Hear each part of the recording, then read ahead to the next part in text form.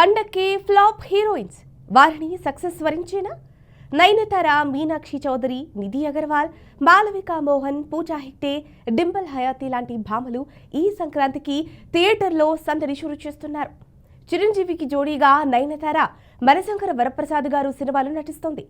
నయన్కు సరైన హిట్ పడి చాలా కాలం అవుతోంది. జవాన్ తర్వాత అమ్మడు నటించిన సినిమాలన్నీ ఫ్లాప్ అయ్యాయి. కమర్షియల్ చిత్రాలు మినహా ఉమెన్ సెంట్రిక్ చిత్రాలన్నీ ఫెయిల్ అయ్యాయి. అయితే దీంతో చిరు సినిమాతో సక్సెస్ అందుకోవాలని ఎంతో ఆశగా ఎదురు చూస్తోంది నయనతార. ఈ నేపథ్యంలో సినిమా ప్రీ లాంచ్ ప్రమోషనల్ కూడా అమ్మడు అంటే ప్రీ లాంచ్ ప్రమోషన్స్ల విషయంలో కూడా అమ్మడు ఎంతో యాక్టివ్గా పాల్గొంటోంది.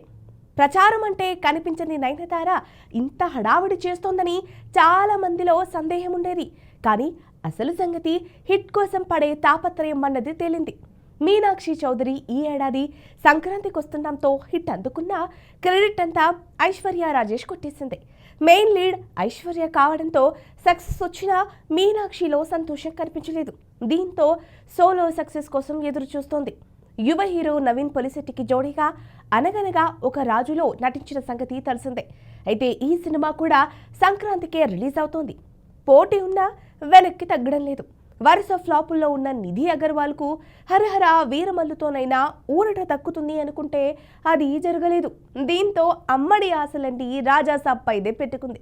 సినిమాపై మంచి అంచనాలున్న నేపథ్యంలో హిట్పై ధీమాగా ఉంది.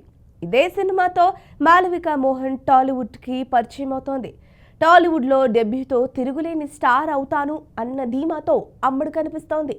రామబాణం తర్వాత ఖాళీగా ఉన్న తెలుగు నటి డింపుల్ హయాతి కూడా రవితేజ సినిమాపై చాలా ఆశలే పెట్టుకుంది. రవితేజకు జోడీగా భర్త మహాశయులకు విజ్ఞప్తిలో నటిస్తోంది. కిషోర్ తిరుమల దర్శకత్వం వహిస్తున్న సినిమా కావడంతో సినిమా సక్సెస్ పై చాలా ఆశలు పెట్టుకుంది.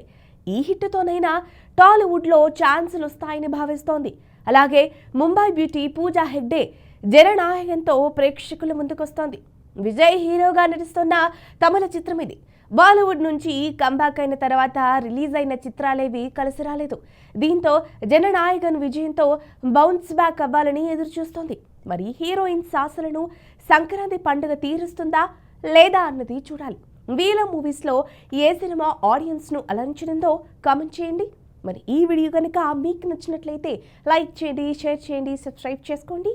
మరిన్ని వీడియోల కోసం మా ఛానల్ని ఫాలో అవ్వండి.